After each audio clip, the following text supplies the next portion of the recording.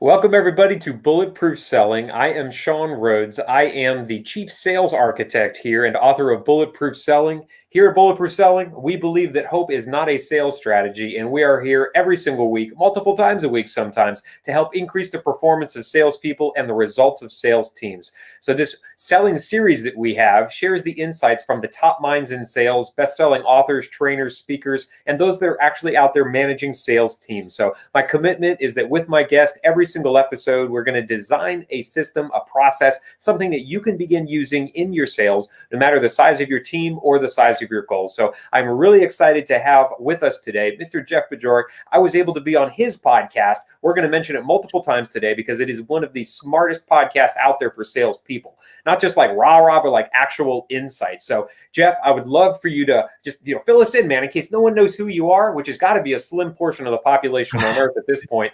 Tell us about yourself, how you got into sales, and how you ended up helping some of the companies on earth that you do today with actually improving their sales processes. Hi, my name's Jeff. I'm in sales. Does that cover it? Is that about do it? I feel like sometimes brevity is. This is who I am. I think brevity's overrated, or brevity's underrated, right? I mean, I think if you can succinctly tell people what you do, and so often, we have these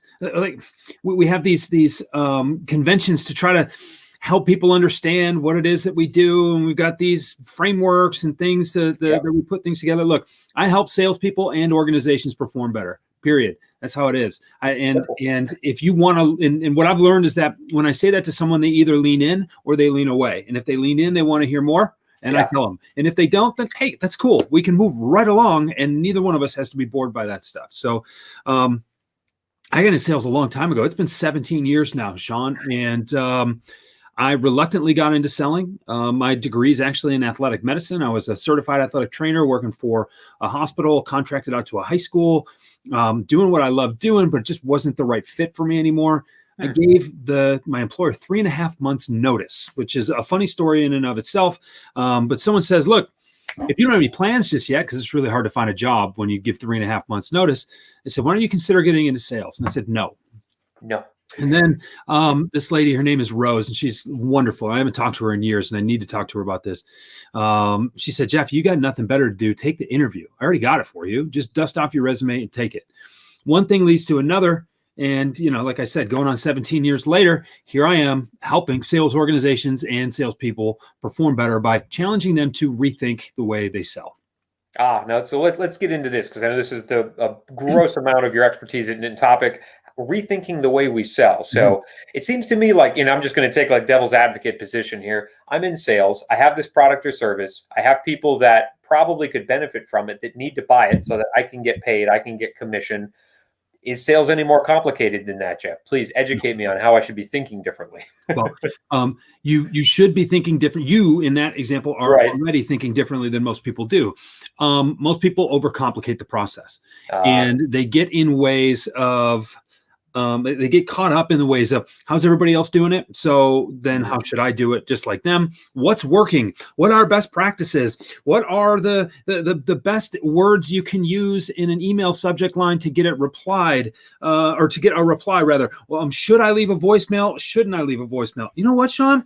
I don't know if you should leave a voicemail, but I'm going to have you answer something. What kind of possibilities can you create with a voicemail? And therefore, what kinds of opportunities are you leaving on the table by not leaving a voicemail? Like, let's just think about this. Sometimes I don't leave a voicemail because it's someone who knows me and they see my missed call and they're probably in the middle of something and they'll get back to me. Okay, sure. I know not to leave my wife a voicemail because she doesn't check voicemail. Okay, fine. But someone that I don't know, someone who I'm trying to get a hold of, I see that voicemail as an opportunity for another touch point, another opportunity to make my voice heard, make my name recognizable, and also an opportunity to delight someone, maybe make them laugh. I've got a friend who he used to be a CRO. His name is Todd Capone. You may know him. If you don't know him, I need to introduce you because he's one of the greatest people out there. Wrote a best-selling book, an award-winning book called The Transparency Sale a couple of years ago. He says, Jeff, I was a CRO. I used to get 100 to 150 emails a day. I used to go to 30 to 35 meetings a week. I'd get 3 voicemails a day. Yeah, so those are the ones that got some attention. Yeah. So if you're trying to hit 300 phone calls a day or whatever the obscene metrics are, then you probably don't have time to make or to leave a voicemail with every time you get, an opportunity to. So I get it. And what the best practices are saying is don't leave voicemail. And I'm thinking, while best practices are going that way, I'm going to think about what serves me. And what serves me is, and if I'm doing the math right, 150 emails, 3 voicemails, that's like what? 1%? Right. 2%, right? I mean, so now you've got 2% of the voicemails clogging up that you do email. That means that I've got, I don't know, it's been a long time since I've taken geometry, but I've got an insanely better opportunity of getting my voicemail heard than I do my email.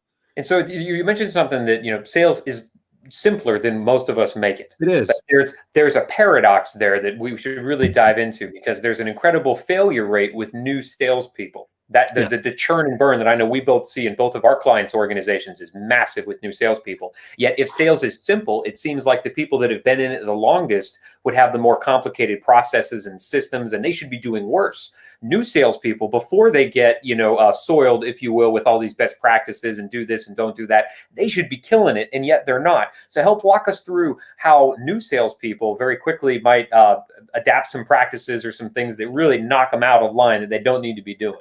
And I thank you for reining me in on my voicemail diatribe there, but then this is pretty nicely tied together. I don't know if you should leave a voicemail. You should think for yourself whether or not you should leave a voicemail. Okay. You should think in terms of what needs to happen, not so much in terms of how to do it. And that is the paradigm shift that I help people with, because this feeling of, I have to do things a certain way. I've got this experienced sales rep who's got a complicated process and she has her technique down and she's been doing it for years. She's really successful with it. I have to model my behavior after her. No, Sean, you can't sell like her. She can't sell like you. I can't sell like you. You can't sell like me. We all have to develop our own systems. And because we all have unique talents, we all have unique strengths, we all have unique weaknesses. We're better at some things. We're worse at other things. We're more comfortable doing certain things. Use those as strengths. Leverage your strengths. And look, if there's someone out there like you, I promise the world's big enough. There are more people out there like you. So don't tell me you can't be in sales. You're just selling to the wrong group of people. So, are systems more complicated and more important? They certainly can be. And with the sophistication of the digital tools that we have and the billions of people out there on the World Wide Web that we're trying to reach, sometimes the bigger the audience you're trying to reach, the more complicated things have to be, the more complex your systems have to become. But at the end of the day, when you remove scale from it, which is where things really get tricky, you have solutions to problems that other people have. Who are those people? How do you get in front of them? How do you communicate with them? And how do you ask them if yours is the right way to solve their problem? That's what selling is. It is, Brian Tracy, this is one of my earliest favorite definitions of selling. Brian Tracy said that sale is nothing more than a transfer of enthusiasm from one party to another. Yeah, it's a good quote. And when we think about things that way, it boils everything down. It removes money from the equation. It enhances the value of emotion in the sales equation. So many people out there are worried about crafting a pitch that will logically convince someone that they need to buy what they have. People buy emotionally first. They justify the purchases they'd like to make with logic. But when you paint someone in a corner with logic, they end up with buyer's remorse when there's no real genuine emotion there. And so we're going all about it the wrong way. Sean, you asked me to come on this podcast. And I said, yeah, I'd love to come on this podcast. You said, look, we're reaching people. I'm doing some cool things. I've got this bulletproof selling concept that I'm putting out there, really hitting it hard. I'm like, awesome. It sounds like you're reaching people that I want to reach too. Let's do this, right? Right. I didn't pay you to come on here. You didn't pay me to come on here. Like that's just something that it just made sense for us to do. And hopefully what the energy that we're bringing today will be transferred to some other people to get them to go and do the things they know they're capable of doing as well. We're making sales right now. I don't know about you. No one's paying me to be here in this moment. No. We're here because we love it. And that's the whole emotional piece you mentioned with logic and emotion. And so we are talking ultimately all salespeople have to begin to scale up at some point. Otherwise, I'm going to have only the people that I can remember their phone numbers, I can remember their email addresses. And for me, I mean, I don't know about you, but I barely remember my wife's cell phone number. Anybody outside of that, no way. If my phone goes away, my contact database goes away, I got to keep that somewhere else. So talk to us a little bit about how you recommend people keep it simple, but also use systems like a CRM, which can be, structured out 1,000 different ways, of course. But I know you go into organizations, you would never advise somebody just, be simple, pick up the phone, dial a bunch of random numbers, and whoever happens to pick up, qualify them and see if you can sell. It's got to be a little more complicated than that. So walk us through a little bit about how you encourage people to use systems, but also to never forget the fact that you're here to drive that transfer of enthusiasm. It's funny you say that. Before I had a smartphone, I just had an old flip phone. My wife's number was 2, and that's because voicemail was 1, right? You press and hold 2, and that was speed dial for my wife. Things get complicated as they scale. Mm-hmm. And really what gets complicated is not so much the system or the technique or the process, but you have multiple processes layered on top of one another. Yeah. To this day, and this is changing, I keep told myself for the last 6 months, I'm going to adopt a CRM. The fact of the matter is I will eventually need a CRM worse than I do right now. So I'd like to get ahead of that. But for my business, I don't need a CRM. And even when I was selling in the field, I didn't need a CRM. I had a spreadsheet, and I looked at it every week at least once. And it reminded me of all the people I was working on. It reminded me of all the projects that we needed to do. And it reminded me of what those next steps were. And sometimes the value of that sheet was not so much to keep track of what the next steps were, but it was to just in case I forgot anything, I had to look at all my active prospects at least once a week to deliver a call report to my manager. Mm-hmm. There was value in doing the report more so than there was meeting with him. Right. And he knew that, right? But that was kind of the point. That was good management. Mm-hmm. So let's talk about management of prospects, because I think for any salesperson, they're in this very autonomous role most times, unless they're just like working in a cubicle in a call center, which that doesn't even happen very much anymore in the day and age we're living in. And so if I'm managing a group of prospects, what do you advise your clients to do first, second, third to begin to wrap their arms around something like that? Because ultimately, as a sales manager, a lot of sales managers I'm talking with need something more than a spreadsheet for their people. We can get away with that because we are our own managers. But for sales organizations that I consult as a manager, I need to be able to know activities. I need to be able to know quality of prospects. And so that way I can hopefully coach my folks if they tend to be diverting off the wrong direction. So how do I begin to wrap my arms around, as a manager in this case, making sure my folks are reaching out to the right people in the right way at the right time? I got a lot of ways I can go at this. Yeah, I know. That's why I threw it at you. Thank you. I'm going to start by saying you're probably trying to corral more leads than you know, or that you're probably trying to corral more leads than you need to. And that is making it more difficult than it needs to be. And I'm going to ask you, because I know you're a veteran, what was the smallest unit of grouping in the military, right? You're a Marine. Well, so there's always the Army of one, but as we well know, was not in the Army, it's in the Marines. So for us, it would probably be a squad or a 5-man fire team. Okay, so 5-man fire team. I can guess how many are in that. You can guess, yeah. How big is a squad? Squad might be 2-3 fire teams put together. Okay, so we go from fire team to 2 or 3 fire teams, and then what's up from a squad? Is that a platoon? Okay, how many in a platoon? It might be 30 to 60, depending on what the function of the platoon was. Okay, so 30 to 60 devised into squads. Into fire teams. Into fire teams. Okay, yeah. So platoon, fire team, squad. You got groups of 5. Yeah. And each fire team had a leader. Oh yeah. Right. And then each squad had a leader. Platoon had a leader. Yeah. Had a leader. And so you've got these subdivisions here, and those are smaller numbers than what most people think of, because most people think of generals. They think of majors, right? You think of these, and if you're not familiar with the military, which I clearly am not, you don't know how many. You're doing a good job. But you know how many levels of organization there are, and that's for a reason. Oh, yeah. That's because you can't have too many direct reports, because when you try to manage too many things, you end up managing none of them. Yep. So I use that analogy because you probably, if you're trying to manage a list of 100 prospects, you have no prospects. Telling you right now, they're all just leads. Yeah, they're you can't have 100 prospects because you can't work 100 deals. You can work 10. I know some people who can work 15 or 20, but they are special.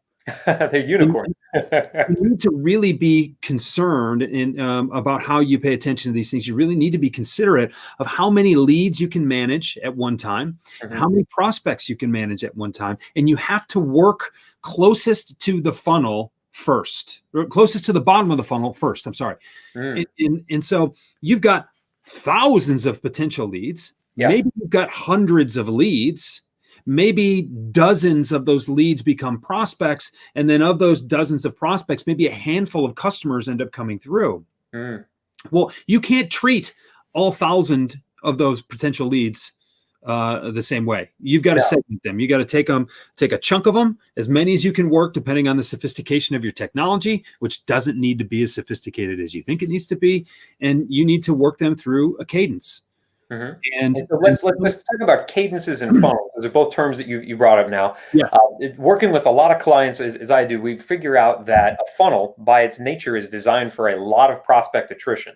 Yes. And that if people don't get back to me, they're just going to leave the funnel. So funnels are very, very leaky. But if I'm working 10 deals and they're all valuable, I don't just want to jam 10 people into a funnel. They're going to buy from somebody, or they wouldn't be in the funnel in the first place, because we qualify them, obviously, if we're doing our jobs as salespeople. I don't want to lose 8 of those people and only convert 2. I'd love to get a higher number. I'd love to get all 10. Might not happen, but I'd love to keep my conversion rate as high as possible. So we realized that by structuring funnels side by side, we were creating essentially what salespeople know as a pipeline.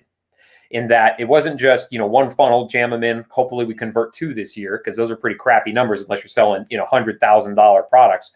Right. Instead, setting up multiple funnels to put people through those campaigns. So I'd love to hear about what you have seen best practice-wise as far as campaigns go. Does that look like something that's defined by the type of buyer, by the stage that they're in their buying cycle? Talk to me a little bit about how you have taught people to kind of function out who needs touches when, at what time frame, and by what method. That is going to vary a lot depending on the customer or the client that I'm working with, right? And the customers they're trying to reach. I can share with you a little bit of my own. Sure. I write every week.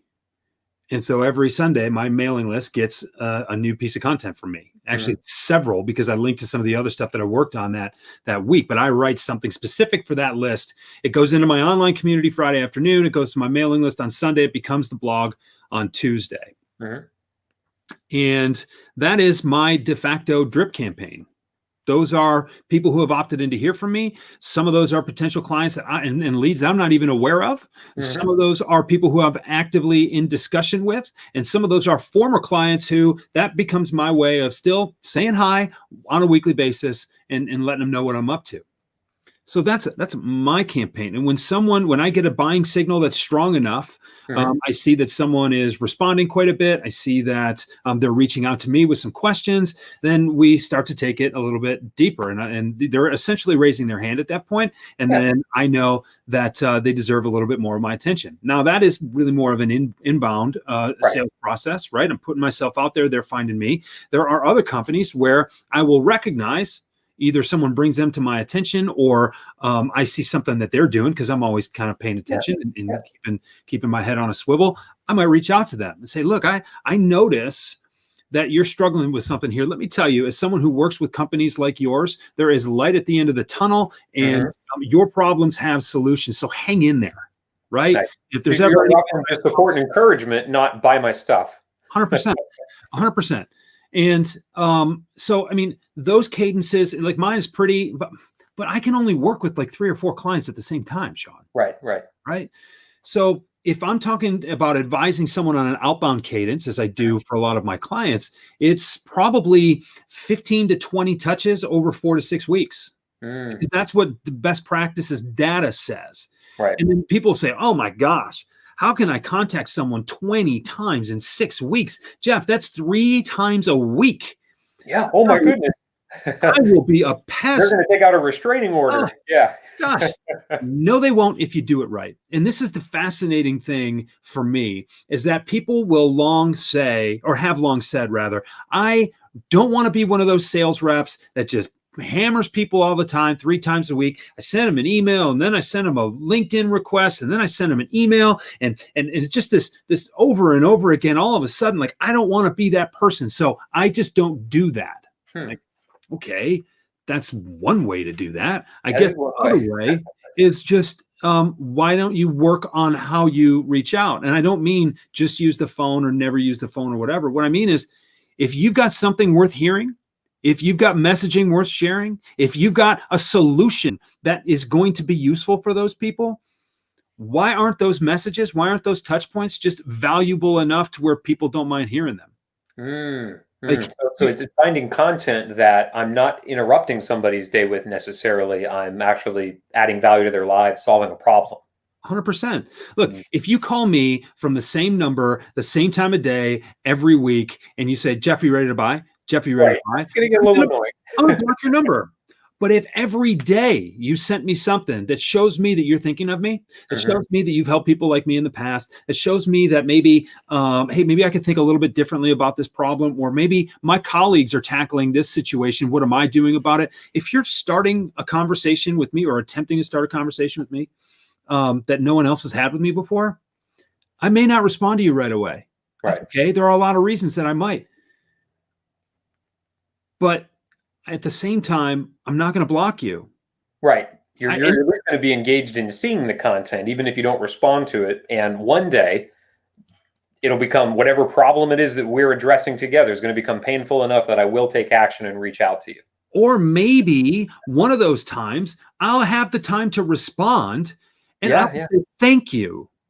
Sean, how many times have you called someone time and time and time again, they don't get back to you, and then finally they pick up the phone when it rings, and you say, "Hey, this is Sean with Bulletproof Selling," and you know it, and they're like, "Oh, Sean, thank you for calling.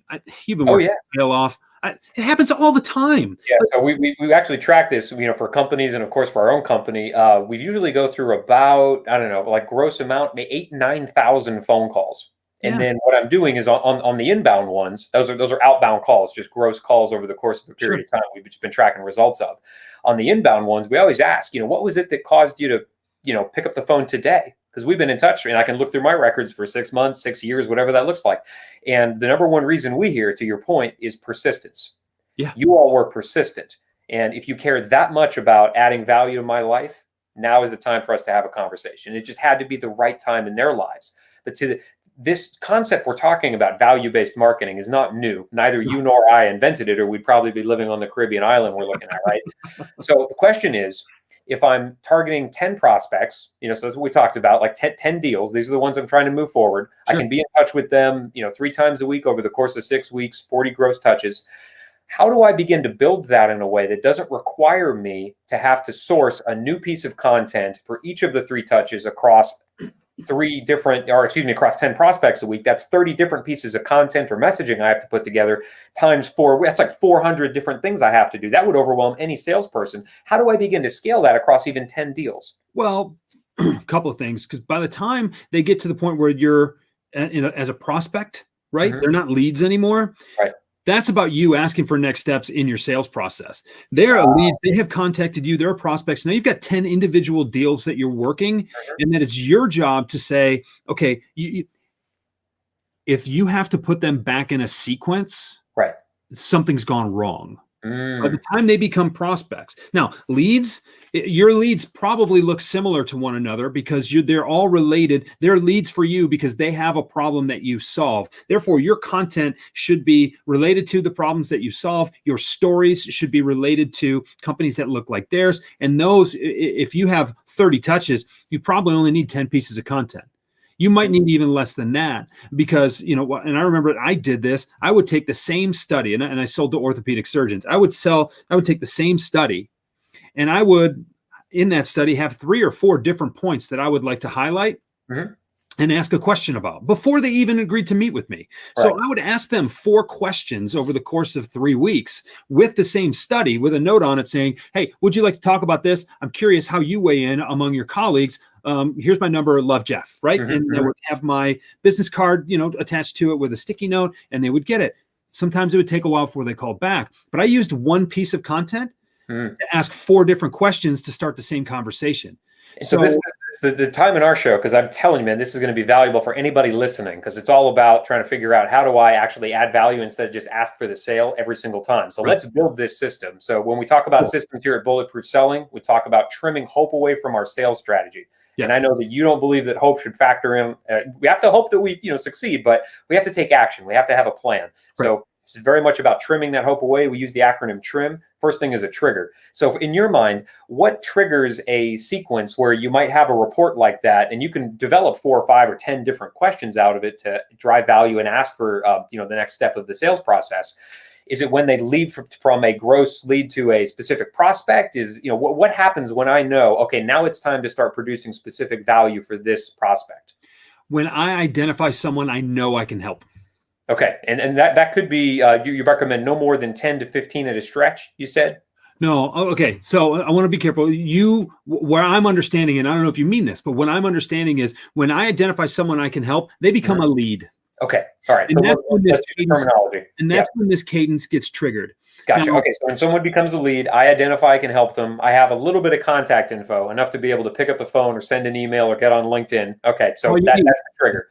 The next part is making it repeatable. Yep. And so my leads are probably going to share some aspect in common. They might have the same job title. They're in the same industry. They have the same background, whatever that is that makes them all tied together. Yes. Probably the people I sell to have some commonalities. True. So to make this repeatable, how do you advise folks stand up a cadence like this, a campaign, where I can actually know, okay, this person's in week 2. This is what the question that I ask in week 2. How do I begin to set that up for myself? So obviously there are software solutions that'll help automate this process. Will help you remind yourself of this process. But really it comes down to, it could be as simple as a spreadsheet. And here are my leads, and you just kind of batch them. Right. But I start by, identifying what makes me different in my market. Right. I know you've got a problem that I help solve, but what makes me different? What makes that difference valuable? And what is the outcome of that value? Right. So why am I different? Why is that valuable? Why does that matter? Right. And when I identify these differentiators, now the way that you really sell is you start conversations, and you start a conversation by asking a question, not by making a statement. So what I think about is, okay, if I've got 5 differentiators, what are 3 questions for each one of those differentiators? Nice. Right? So here's the differentiator. I've got 3 questions. That's 3 different ways to start a conversation about that one root differentiator. Okay?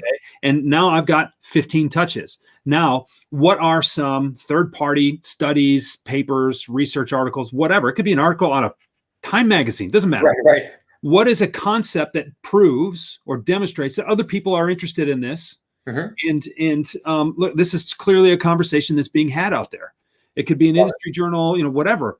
And those become supporting pieces for the questions you really want to ask.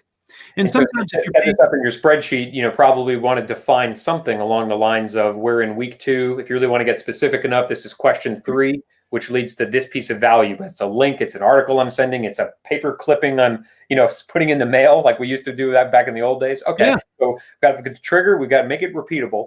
Now, the other piece of this is to make it improvable. That's the I in trim.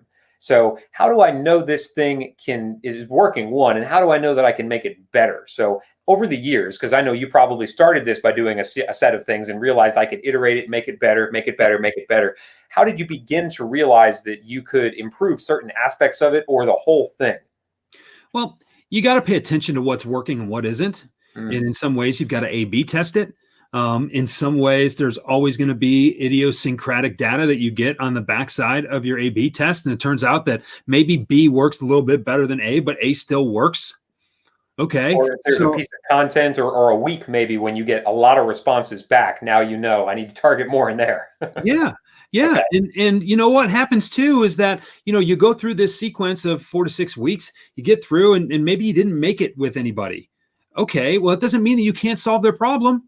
Right. So they still meet the criteria for a new lead. So, do you have 400 other leads that you want to put in first, or do you feel like you could, maybe it's just going to take a little bit longer? Because you know what? Best practices say 4 to 6 weeks. It's still an arbitrary time period. It is. Yeah. Okay. You're on vacation for a month, and then that just throws your entire schedule off. Right. Yeah. So if they do the A series for the first 6 weeks, dump them right back into the B series for the second, 6-week period. Love it. All right. And so we've got the trigger, making it repeatable, improvable. The final bit is measurable. That's the M in trim. And so let's look at this from two perspectives, because we can measure it in two ways. One, if I'm managing people, salespeople, through this process, how do I measure whether they're even engaged in this cadence or not? So if you help a sales team stand this cadence up and, they say, Jeff, help us out here because we're just not getting the results, how would you ask them to check on their salespeople, make sure that they're even using all these resources that we've built? Well, I mean, there's a lot to be said about just being in touch with your team. We talked about the various units in the military and that they're small. They need to be small. I don't think anybody can manage more than 10 direct reports effectively. Okay. So do you have a small enough team where you can stay in touch with your reps as a leader and make sure you're having really good accountability conversations with them? Hey, look, Sean, great month last month. Looks like things are looking pretty good for the year so far. What does your pipeline look like? And do you think you'll be able to hit your number again this month? Okay. If yes, then great. Keep going. Do great work. How's life outside of work? Everything good? Okay, great. We got 10 minutes. We booked 30 minutes for this meeting. We only used 20. Yeah, get out of here. Or if things aren't going so well, then you start getting into like, what do your activities look like? Right. And Mike Weinberg writes a lot about this. He's taught me a lot of this. We've worked together on some of these concepts. And it's like, if the results are there, then let's make sure the pipeline's there to have the results again. If neither one of those things are there, now we got to look at what you're doing. And I believe this is where the relationship between the rep and the manager is paramount, because the rep needs to know that the manager trusts them. Okay. And the manager needs to make sure that the focus is always on the results. Like, hey, you give me good results, I really don't mind how you get there, unless you're consistently getting me such great results that I want to know what you're doing, because there are some model it, right. But for the most part, man, you deliver me good numbers and we're doing it in an ethical, professional way. Cool. Let's just keep going. But at this point, you got to look at your reps and you got to say, all right, what's not working? Because chances are, if you have multiple reps using similar systems and cadences, you're going to see what works and what doesn't. And at some point, you have to rely on the experience and even the gut feeling of the people who have gone through before, and they believe that this is going to work because it matches up with the fundamentals that have always worked, right? And so when we start about thinking about designing these cadences and things, they should start working. And you got to make sure that you're in touch enough with each one of these touch points to be able to tell, I feel like the calls are headed in the right direction, even though they're not ready to buy. I don't measure results in terms of dollars and cents when it comes to sales. I measure results in terms of progress along a process. If you're moving forward, then maybe your timeline was just arbitrary. And I've had a lot of clients with that through COVID, because timelines had to expand. If you're moving forward, don't scrap it just because you're not there yet. Keep going. Right. Yeah, you progress along a process. So or process along a progress. It could probably be either way. Sure. What we've noticed there, because you and I could talk about this for another 4 hours, I could tell already. But the idea being that, and this is something that a lot of our clients are going through as well, setting up micro objectives on the way to the sale. So even if the sale doesn't happen today, I know that progress was made. Do I know more about their company? Have I ascertained budget? Do I know who the decision maker is? All those things along the way can delineate progress. Even if this sale is not going to close for another 3 months, I'm closer than anybody else in the world to making sure we can provide value that account needs, or that buyer needs. I love it, Jeff. I want to make sure I'm respectful of your time, because again, I could be here all day with you, brother. Tell people, because this is something we didn't even get to touch on, man. You're trying to sneak out of here without telling people about you. Tell us about your podcast. Tell us about how to find you. Tell us about all the ways that we can get more into Jeff's life, because the stuff that you put out is brilliant. I've been a fan for a long time, and I'm glad we're finally able to connect. How do people find more about you, brother? Thank you, Sean. You can Google my name, Jeff Bajorek. I don't know, the first dozen pages or so. JeffBajorek.com is my website, and I'm encouraging people to go there today, and I'm encouraging people to go there in about a week because it's going to be brand new. I just got the rough draft of the site yesterday, and I'm really excited about what it's already looking like.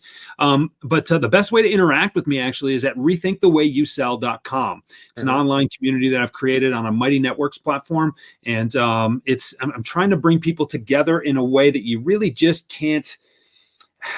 The community aspect isn't there on Facebook or LinkedIn or Twitter the way it can be in a very specific, very intentional place. So that's what I'm creating. And we do a lot of stuff there. I've got some premium offerings that are there if you're interested, but just come for the community, meet some people, get inspired, and help each other. That's what I'm trying to do. And you do a great job of it, sir. So for everybody that needs to find Jeff, go do that. Subscribe to his podcast. It is amazing. And then for us on here, Bulletproof Selling, make sure you are following us on Facebook, LinkedIn, and YouTube for the live streams like we do with Jeff today. And check out our podcast, iTunes, Stitcher, Spotify, anywhere podcasts can be found. And of course, for more things to help you improve your sales results, to get better performance out of your teams, make sure you're checking us out over at www.bulletproofselling.systems. Sean Rhodes here. It's been a pleasure serving you with Jeff. Jeff, let's go out there and make selling bulletproof. Right on. Thanks, Sean.